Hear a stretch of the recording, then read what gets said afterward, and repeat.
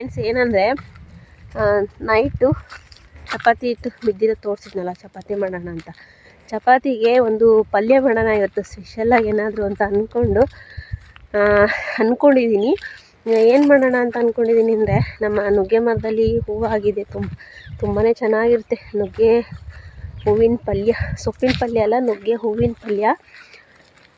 ಅದಕ್ಕೆ ಇವಾಗ ಆ ಹೂವು ಕಿತ್ಕೊಳ್ಳೋಣ ಅಂತ ಅಂದ್ಬಿಟ್ಟು ರೋಟಿ ತೊಗೊಂಬರೋಣ ಅಂತ ಹೋಗ್ತಿದ್ದೀನಿ. ಎಲ್ಲಿದೆ ಅಂತ ಗೊತ್ತಿಲ್ಲ. ರೋಟಿ ಅಂತಲೂ ಅಂತೀವಿ, ಜವಣಿಗೆ ಅಂತಲೂ ಅಂತೀವಿ, ಯಾವ್ದಾದ್ರು ಕರಿಬೋದು.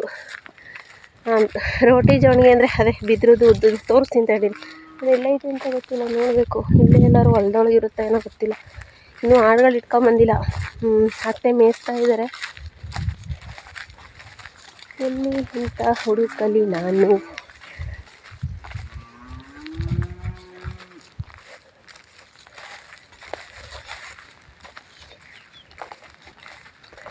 ಚೆನ್ನಾಗಿರುತ್ತೆ ನುಗ್ಗೆ ಹೂವಿನ ಪಲ್ಯ. ಅದನ್ನು ತತ್ತಿಗಿರೋ ಥರ ಮೊಟ್ಟೆ ಹಾಕಿ ಫ್ರೈ ಮಾಡಿದರೆ ಇನ್ನೂ ಸೂಪರಾಗಿರುತ್ತೆ, ಬೊಂಬಟಾಗಿರುತ್ತೆ. ಅದಕ್ಕೆ ಇವತ್ತು ಚಪಾತಿಗೆ ಅದನ್ನೇ ಟ್ರೈ ಮಾಡೋಣ ಅಂತ ಅನ್ಕೋತೀನಿ. ನೋಡೋಣ, ಆ ರೆಸಿಪಿ ಶೇರ್ ಮಾಡ್ಕೊಳ್ತೀನಿ. ಎಲ್ಲೈತೆ ರೋಟಿ?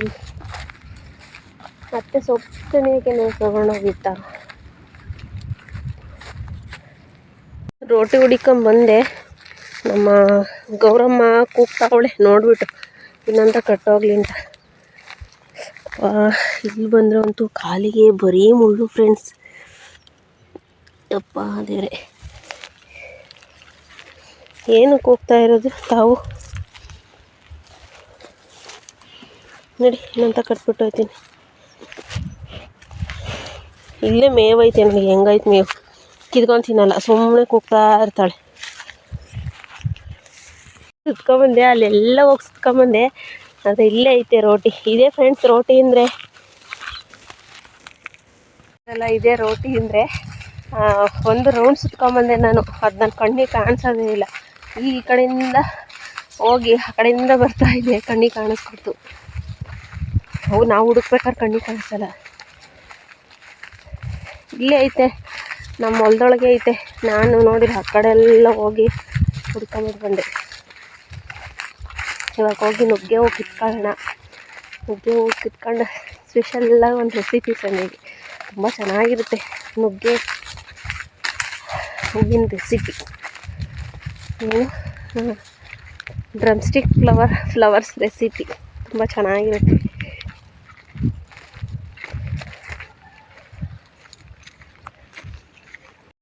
ನೋಡಿ ನುಗ್ಗೆ ಹೂವುಗಳು ಮರದಲ್ಲಿ ಹೆಂಗಿದ್ದಾವೆ ಅಂತ. ಬಿಸಿಲಿಗೆ ಹೆಂಗೆ ಕಾಣಿಸ್ತಿದೆ ಅಂತ ಗೊತ್ತಿಲ್ಲ ಫ್ರೆಂಡ್ಸ್. ನಮಗೆ ನೋಡಿ ಅದೊಂದು ಚಿಕ್ಕ ಮರ ಐತಲ್ಲ, ಆ ಮರದಲ್ಲಿ ಬಿಡೋ ನುಗ್ಗೆಕಾಯಿ ಸಾಕು ನಮಗೆ, ನಮ್ಮ ಮನೆಗೆ ಮತ್ತು ಊರೊಳಗೆ ಇರೋ ಮನೆಗೆ, 2 ಮನೆಗೆ ಅದರವೇ ಸಾಕಾಗುತ್ತೆ. ಇದರಲ್ಲಿ ಹೋದ ವರ್ಷ ಫುಲ್ಲು ನುಗ್ಗೆಕಾಯಿ ಬಿಟ್ಟಿತ್ತು. ಸುಮ್ಮನೆ ವೇಸ್ಟ್ ಆಗೋಯ್ತು. ಅಂದರೆ ಕೊಡೋರಿಗೆ ಸ್ವಲ್ಪ ಕೊಡ್ಬೋದು, ಸುಮ್ಮನೆ ಈ ಟೈಮು ನಮ್ಮ ಹಬ್ಬ ಜಾತ್ರೆ ಟೈಮಲ್ಲಿ ಎಲ್ಲರ ನುಗ್ಗೆ ಮರದಲ್ಲೂ ನುಗ್ಗೆಕಾಯಿ ಬಿಟ್ಟಿರ್ತವೆ ನೋಡಿ. ಅದಕ್ಕೆ ಸೊಪ್ಪು ಬೇಡ ನನಗೆ ಸದ್ಯಕ್ಕೆ. ಹೂವಿನಲ್ಲಿ ರೆಸಿಪಿ ಮಾಡ್ತೀನಿ.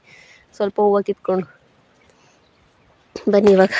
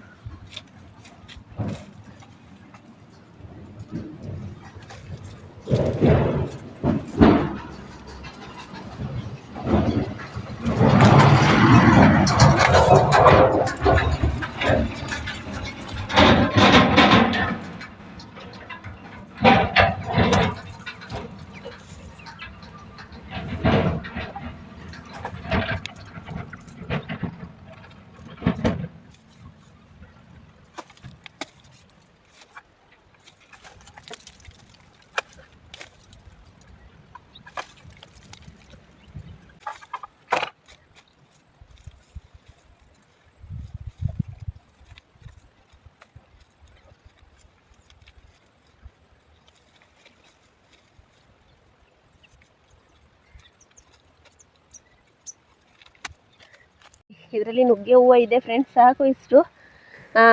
ತತ್ತಿ ಬೇರೆ ಹಾಕ್ತೀನಲ್ಲ, ಇದಕ್ಕೆ ಸಾಕಾಗುತ್ತೆ. ಇವಾಗ ಇದನ್ನೆಲ್ಲ ಎತ್ಕೊಂಡು ಹೋಗಿ, ಸೊಪ್ಪು ಬೇಡ ನನಗೆ, ಬರೀ ಹೂವು ಮಾತ್ರ ಇದನ್ನು ಬಿಡಿಸ್ಕೊಳ್ತೀನಿ. ಫ್ರೆಂಡ್ಸ್ ಹಾಗೇನೆ ಇವಾಗ ಸೊಪ್ಪ ಸಪ್ರೇಟ್ ಮಾಡಿಬಿಟ್ಟು ಈಗ ಹೂವು ಎಲ್ಲನೂ ಬಿಡಿಸ್ಕೊಳ್ತೀನಿ ಇವಾಗ. ಈ ನುಗ್ಗೆ ಹೂವು ಅಂತೂ ತುಂಬಾ ಚೆನ್ನಾಗಿರುತ್ತೆ ಫ್ರೆಂಡ್ಸ್. ಏನಂತ ಅಂದರೆ ಆವಾಗ ನಮ್ಮಮ್ಮ ಎಲ್ಲ ಈ ರೀತಿ ಮಾಡಿಕೊಡೋರು. ಅಲ್ಲೂ ನುಗ್ಗೆ ಮರ ಇತ್ತು. ಆವಾಗ ನಮ್ಮಮ್ಮ ಈ ನುಗ್ಗೆ ಹೂವಿನ ಸೀಸನಲ್ಲಿ ಈ ಥರ ನಮಗೆ ಪಲ್ಯ ಅಥವಾ ಏನಾದ್ರು ಮಾಡಿಕೊಡೋದು. ಮತ್ತು ನೆಕ್ಸ್ಟ್ ಏನಂತ ಅಂದರೆ ಇದರಲ್ಲಿ ಪಕೋಡನ ಸಹ ಇದು ನಾವು ವಡೆ ಮಾಡ್ತೀವಲ್ಲ ಆ ರೀತಿ ಇದನ್ನ ಹೂವು ಹಾಕ್ಬಿಟ್ಟು ವಡೆನೂ ಸಹ ಮಾಡ್ತಾರೆ. ತುಂಬಾ ಚೆನ್ನಾಗಿರುತ್ತೆ.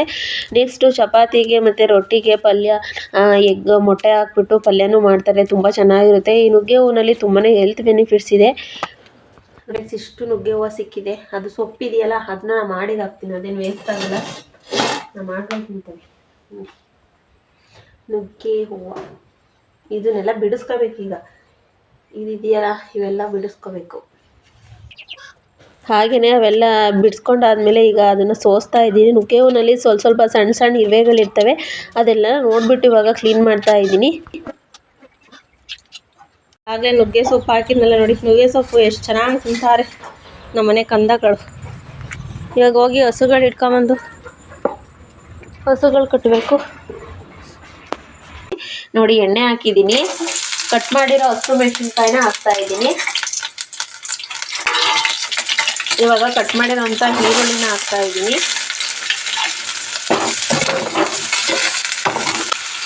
ನೋಡಿ ನುಗ್ಗೆ ಹೂವು ಸಂಜೆನೇ ಎಲ್ಲ ಸೋಸಿ ಇಟ್ಟಿದ್ದೀನಿ. ಇವಾಗ ಒಂದ್ಸಲಿ ವಾಶ್ ಮಾಡ್ತೀನಿ. ಇವಾಗ ಒಂದ್ಸಲಿ ವಾಶ್ ಮಾಡಾದ್ಮೇಲೆ ಇದನ್ನು ಸೇರಿಸ್ತಾ ಇದ್ದೀನಿ.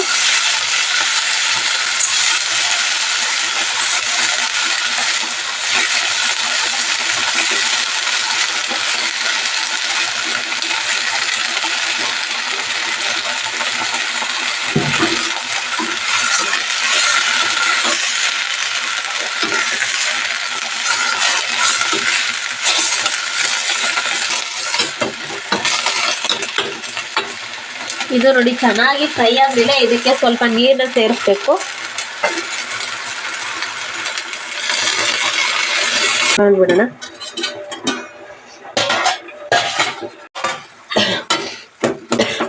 ಫ್ರೆಂಡ್ಸ್ ನೋಡಿ ನುಗ್ಗೆ ಹೂವು ಚೆನ್ನಾಗಿ ಫ್ರೈ ಆಗಿದೆ. ಇವಾಗ ಈ ಟೈಮಲ್ಲಿ ಏನು ಮಾಡೋಣ ಅಂತ ಅಂದರೆ ಇವಾಗ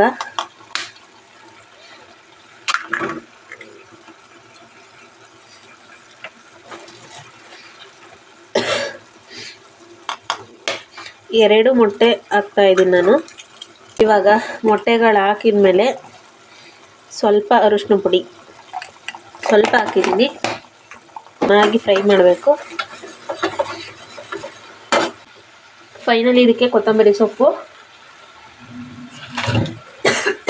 ಸೀಕೊಂಡಿದೆ ಫ್ರೆಂಡ್ಸ್. ಇವಾಗ ನೋಡಿ ರೆಡಿ ಆಯಿತು ನುಗ್ಗೆ ಹೂವಿನ ಪಲ್ಯ ಮತ್ತು ತತ್ತಿ ಮೊಟ್ಟೆನ ಸಹ ಸೇರಿಸಿದ್ದೀನಲ್ಲ ಇದಕ್ಕೆ. ನುಗ್ಗೆ ಹೂವು ಮತ್ತು ಮೊಟ್ಟೆದು ಫ್ರೈ ಚಪಾತಿಗಂತೂ ಒಳ್ಳೆ ಕಾಂಬಿನೇಷನ್. ಫ್ರೆಂಡ್ಸ್ ಏನಂತ ಅಂದರೆ ಇವತ್ತು ಕರೆಂಟ್ ಬಂದಿತ್ತು, ಅದಕ್ಕೆ ಕಾಂಪೌಂಡೆಲ್ಲ ಕ್ಲೀನ್ ಮಾಡ್ತಾಯಿದ್ದೆ. ನಾನು ವಾರಕ್ಕೆ 2 ಸಲನಾದ್ರು ಈ ಥರ ನೀಟಾಗಿ ಕಾಂಪೌಂಡನ್ನ ಕ್ಲೀನ್ ಮಾಡ್ತೀನಿ, ಫುಲ್ಲು ನೀರು ಹಾಕ್ಕೊಂಡು. ಡೈಲಿ ಮಾಮೂಲಿ ಸ್ವಲ್ಪ ನೀರು ಹಾಕ್ತೀನಿ, ಅಂದರೆ ಇಲ್ಲಿ ನೀರಿಗೆ ಸ್ವಲ್ಪ ಪ್ರಾಬ್ಲಮ್ ಅಲ್ಲ ತೋಟದ ಮನೇಲಿ. ಹಾಗಾಗಿ ಸ್ವಲ್ಪ ಅಂದರೆ ಜಾಸ್ತಿ ಡೀಪ್ ಕ್ಲೀನಾಗಿ ಮಾಡೋದಂದರೆ ವಾರಕ್ಕೆ 2 ಸಲ ಅಷ್ಟೇ. ಈ ನನ್ನ ನನ್ನ ಕೆಂದ ಏನು ಮಾಡ್ಬಿಟ್ಟಿದ್ದಾನೆ ಇವತ್ತು, ಯಾರೋ ಒಂದು ಆಡಿ ಮರಿ ಸತ್ತೋಗಿದೆ ಅಂತ ಅಲ್ಲಿ ಉಳಿದಾರೆ, ಅದನ್ನೇ ಎತ್ಕೊಂಬಂದು ತಿಂದಿದ್ದಾನೆ. ತಿಂದು ಎಲ್ಲ ವಾಮಿಟ್ ಮಾಡ್ಕೊಂಡು ಎಲ್ಲ ಫುಲ್ಲು ಗಲೀಜು ಮಾಡಿದ್ದ. ಅದಕ್ಕೆ ಇವತ್ತು ಅವನಿಗೂ ಸ್ನಾನ ಮಾಡಿಸ್ತಾ ಇದ್ದೀನಿ. ಫುಲ್ಲು ಸ್ಮೆಲ್ ಬರ್ತಾ ಇದ್ದ ಅದನ್ನು ತಿಂದ್ಬಿಟ್ಟು. ಅದು ಕೊಳ್ತೋಗಿತ್ತು ಅನಿಸುತ್ತೆ, ತಿಂದ್ಬಿಟ್ಟು ಸ್ಮೆಲ್ ಬರ್ತಾ ಇದ್ದ. ಅದಕ್ಕೆ ಅವನಿಗೂ ಸ್ನಾನ ಮಾಡಿಸ್ತಾ ಇದ್ದೆ.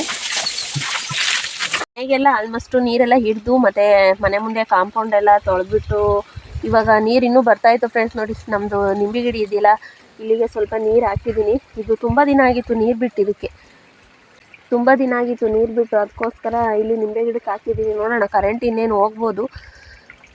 ಇಲ್ಲಿ ನೋಡಿ ಜೇನುಳ ಬಂದು ಇಲ್ಲಿಗೆ ಕಚ್ಬಿಡ್ತು, ಮುಳ್ಳುಬಿಟ್ಟಿತ್ತು.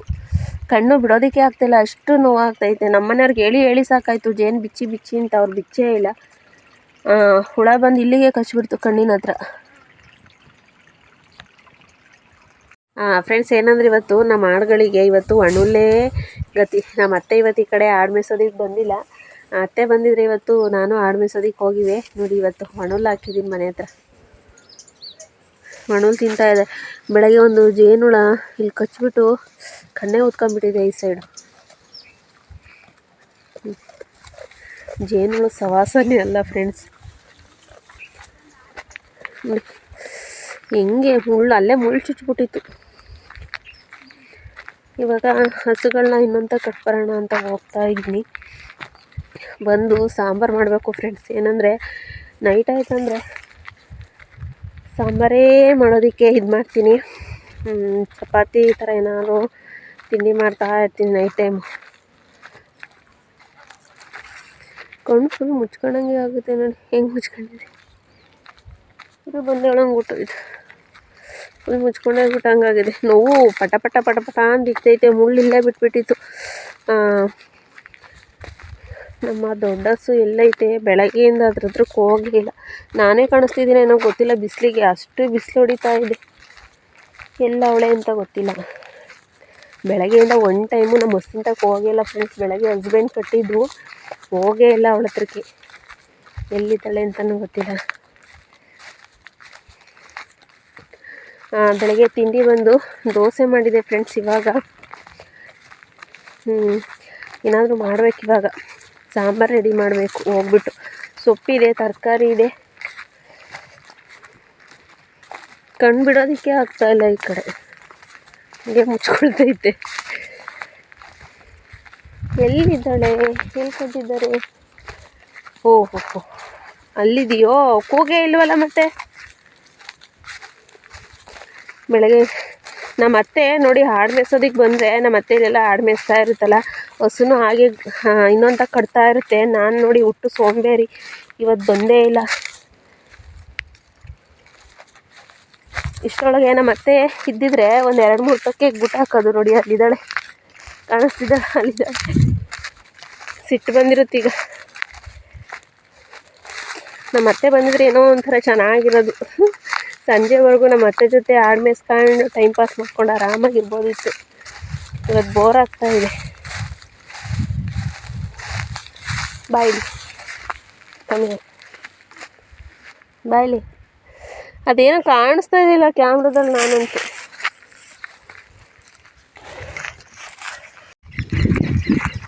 ಬಿಸಿಲಿಗೆ ಬಾಯಿ ಹಸ್ಬಿಟ್ಟೈತೆ. ಅವಳೇ ಎಳ್ಕೊಂಡು ಹೋಯ್ತಾವಳೆ. ನಾನೇ ನೋಡಿ ಎಳ್ಕೊಂಡು ಹೋಗೋದು ಬೇಡ, ಅವಳೇ ನನ್ನ ಎಳ್ಕೊಂಡು ಹೋಯ್ತಾವಳೆ ನೋಡಿ. ನಡಿ ಬೇಗ ನಡಿ. ಬಿಸಿಲು ನೀರು ಕುಡಿದ್ಬಿಟ್ಟು ನಳ್ಳಿ ಕಟ್ಟಾಕ್ತೀನಿ ಈಗ. ಆಮೇಲೆ ಒಂದು ಸ್ವಲ್ಪ ಬಿಸಿಲು ಕಮ್ಮಿ ಆದಮೇಲೆ ಬೇರೆ ತಗೊಳ್ತೀನಿ.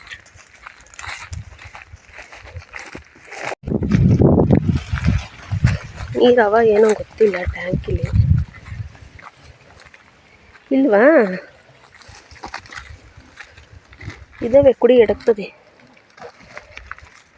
ಇಲ್ಲಿ ಏನಂತ ಅಂದರೆ ಈ ದನಕರುಗಳಿಗೆ ಫಸ್ಟ್ ನೀರು ಇಂಪಾರ್ಟೆಂಟು. ಬಿಸಿಲು ಹೆಂಗೆ ಹೊಡಿತದೆ ಅಂದರೆ ಫ್ರೆಂಡ್ಸ್, ಅಷ್ಟು ಬಿಸಿಲು ಹೊಡಿತದೆ. ನಾವು ಊಟ ಮಾಡಲಿಲ್ಲ, ನೀರು ಕುಡಿಲಿಲ್ಲ ಅಂದ್ರೂ ಈ ದನಕರುಗಳಿಗೆ ಕುಡಿಸ್ಬೇಕು. ಅದರಲ್ಲೇ ಒಂದು ಪುಣ್ಯ ಬರುತ್ತೆ. ಬಾ ಆಯಿತಾ ಕುಡಿದು ಬಾ.